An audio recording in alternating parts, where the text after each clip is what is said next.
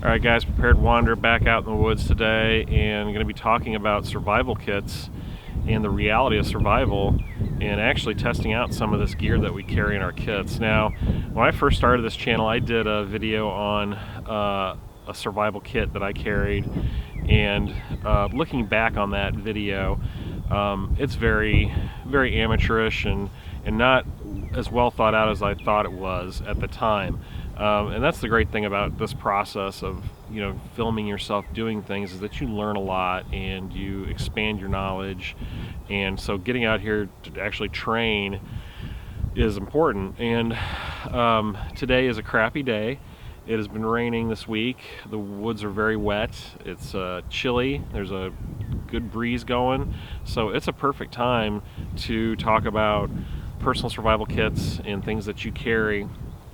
So what I brought with me today is a kit that it's been evolving for a while now. I've changed it a lot of different times. I've shown it in a lot of different ways, pieces and parts of it, but this is kind of where I've landed currently with what I know. The pouch is not important. That's not what we're talking about. We're not talking about the container. What we're going to talk about is really how you use this thing and what it means to the average person. So, when we go out in the woods for a hike or hunting, and like today I'm going to do a little scouting for hunting season that's coming up, you should have some things, basic needs with you. And I think we all have seen these news stories out there with people who have went hiking with nothing more than flip-flops and a bottle of water, and that's it, and maybe their cell phone. That's really indicative of, I think, of what's happening today. The population's growing. More and more people, especially younger people, are wanting to go out and see the world, go out to national parks and state parks and hiking trails and just get out of the cities and enjoy themselves. But many of them don't have the knowledge, or maybe never grew up with it. They didn't have someone who taught them how to go out in the woods properly. Guys in the Midwest and the South, I think, have a little bit of an advantage because we grew up probably in smaller towns. A lot of us grew up hunting and fishing with our fathers and uncles, and we had that great mentorship, and knowledge was passed on, and that's really important. And so many people don't have that these days. There's a lot of young people who don't have fathers, who don't have parents who are interested in them, and who are willing to spend some time and take them out and show them some stuff and just spend time with them out in the woods. So when they become adults and they want to go out and venture out onto the trail, they're ill prepared. They don't have the right stuff. So what I want to talk about is the reality of survival and the reality of the stuff that we carry with us. Survival has become a huge industry. It is a moneymaker, and all kinds of ridiculous TV shows coming out with survival situations. Everybody and their brother seems like they're selling some type of survival gadget or kit. And it's a little dangerous, I guess, because it doesn't seem like there's a lot of knowledge behind any of this stuff that's going on. So I am by no means an expert, but I have spent years volunteering as a search and rescue volunteer with a local team, and during that time spent a lot of time training and studying the nature of what happens when someone gets lost. There's a lot of statistics, a lot of facts behind all that information, and when you start digging into it, it's really shocking how ill-prepared people really are, and they really don't know what they're doing. And even in a small wooded area like this, which is surrounded by civilization and roads and a lake and streams and a railroad track, someone can get out here and get lost, or they can get out here and get themselves in a situation they can't get themselves out of.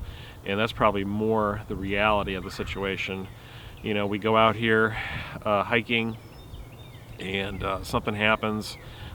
We twist our ankle, we break our ankle, go into a gopher hole, whatever. Now that injury prevents us from getting back to our vehicle. We don't have adequate communications. The cell phones don't always work. So now what do? You're stuck. You may have to spend a prolonged amount of time in the woods, and if you are not properly dressed and you don't have the proper equipment with you, it could be a long, horrible night. And there have been people who have died in state parks because the weather turned really bad in the middle of the night when they had to spend a night in the woods. And we're going to talk about that too. So, first thing, let's get into looking at this survival kit and some of the items I have in it, and then we're going to actually use some of this stuff and see how it works. Does it really do what it's supposed to do? And hopefully we'll all learn something here, so stay tuned. Alright, like I said, the pouch is not important. That's not what we're going to focus on.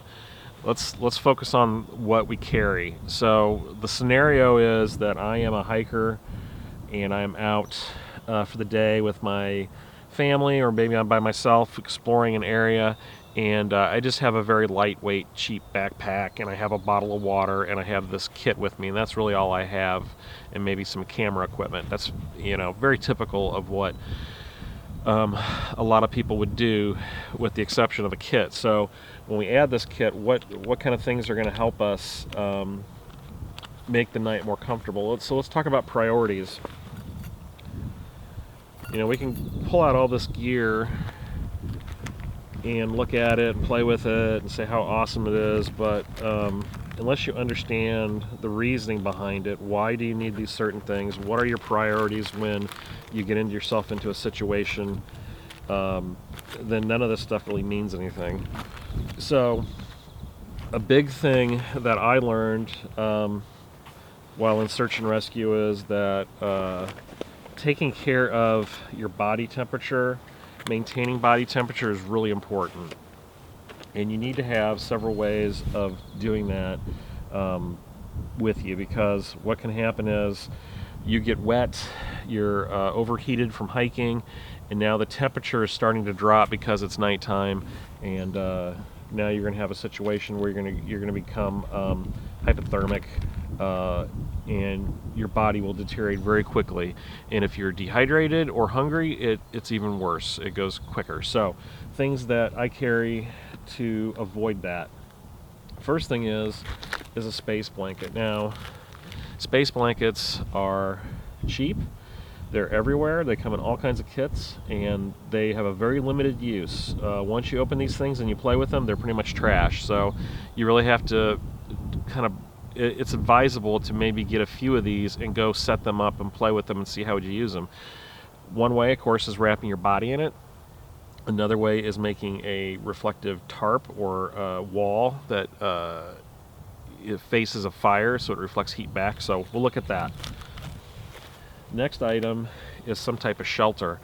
Keeping the rain off of you and keeping the wind off of you is going to go a long way in keeping you warm and feeling better through the night. So this is a 60 by 38 high density polyethylene bag. There's two of these, and these can be used improvised as a raincoat and as emergency shelter, or make water in via transpiration. So I've had these in a kit for a very long time. I've never used one, so I've never set these up. I need to do that. So that's what we're going to do today. We're going to try this and see how this works as making a would-be shelter. So right now, those are two things that don't weigh very much, are very small, and could possibly make my night in the woods a little bit more comfortable.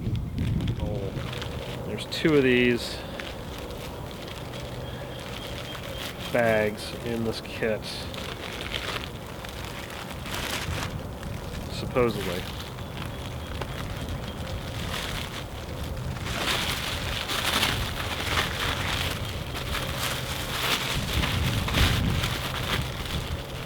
Yeah. So there's a seam right here.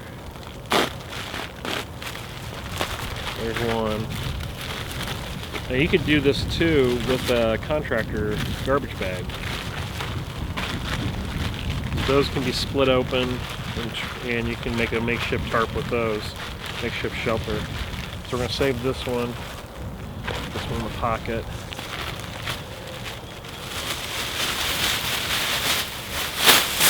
What this is just a bag.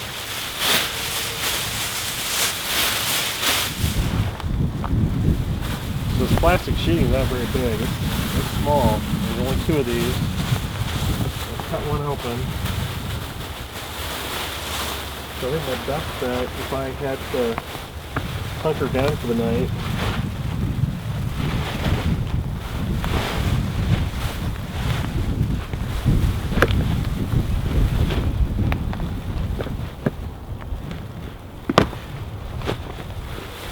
could lay right down here and take this plastic sheeting, make myself a little bit of a shelter.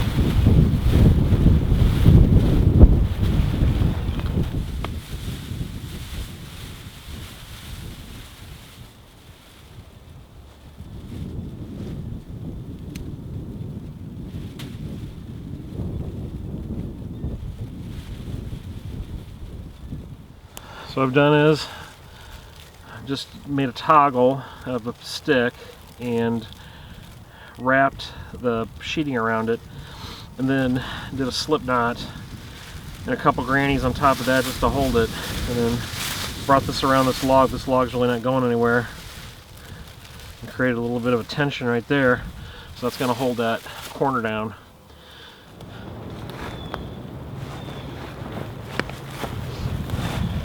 I'd definitely consider these bags a bit of a fail for shelter making.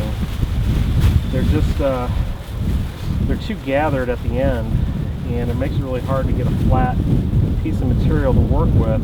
If this was a flat piece of plastic, it would be a lot easier to tie this up to the log and make a little bit of a lean-to.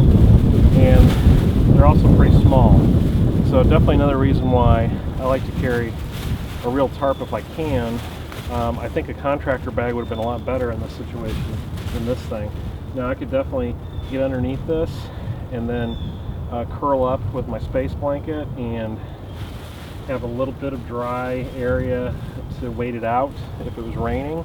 But man, I would not want to spend too much time in this thing. It's small, and as breezy as it is, the wind's going to come in and you're going to get rain in on the sides, and it's just not an ideal piece of equipment. So, you know, test what you have in your kits, and this is the reason why, because this is not something I would depend on. Now, as a poncho, this might be a better option.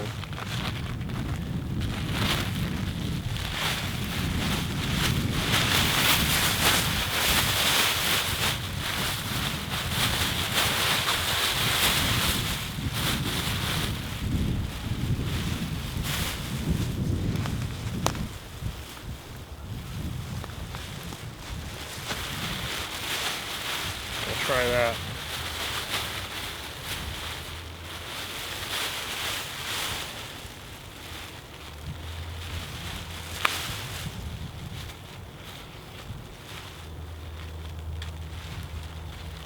All right.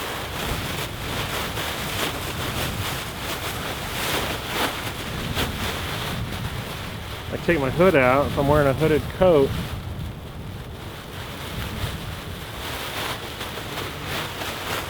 I can now hunker down with this thing over me and tuck up my knees inside this bag where I'm sitting and wait out the rain. And I have a little bit of an air hole, so I'm comfortable. So in this situation, this works pretty well. I like this. All right, next item on the list. Mylar emergency survival blanket. Up to 90% reflection of body heat. 56 by 84. Let's see what we can do with this. Alright, so there's the acorn. I'm just gonna make a little pocket. Put that in there. I'm gonna take my paracord. Go around that. Overhand knot. Another overhand knot. Doesn't have to be anything fancy. That'll hold just fine. So what I'm going to do is I'm going to take this, I'm going to tie it around this post over here.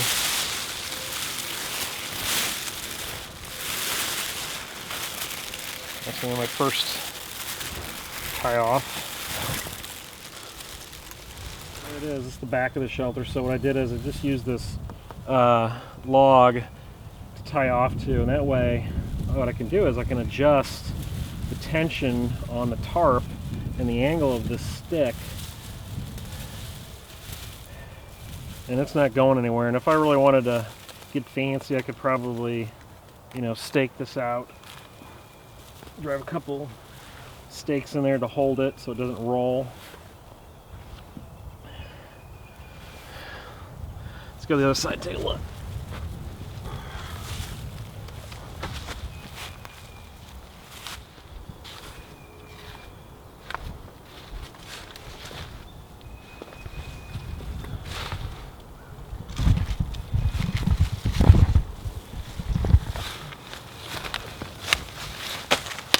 All right, so this is a lot better of a shelter because I can tuck up underneath this and go to the back of it and keep some rain off me. If I had two of these, I could do another one on the other side of this log and have a little bit of a pup tent kind of going, which that would be ideal. With this plastic sheeting I brought, I'm laying on that. That's my ground cover for now. So the idea is that this Mylar reflective material is going to reflect back my body heat towards me, and then I'm going to build a fire out here, and that's going to radiate towards me, reflect off of this, and hopefully keep this space in here toasty warm. But you know, also these Mylar blankets, they're a great attractant. I mean, someone's going to see this walking in the woods. So I think there's definitely a purpose for these things if you know how to set them up, and carrying a couple of them and some cordage, and you're good to go.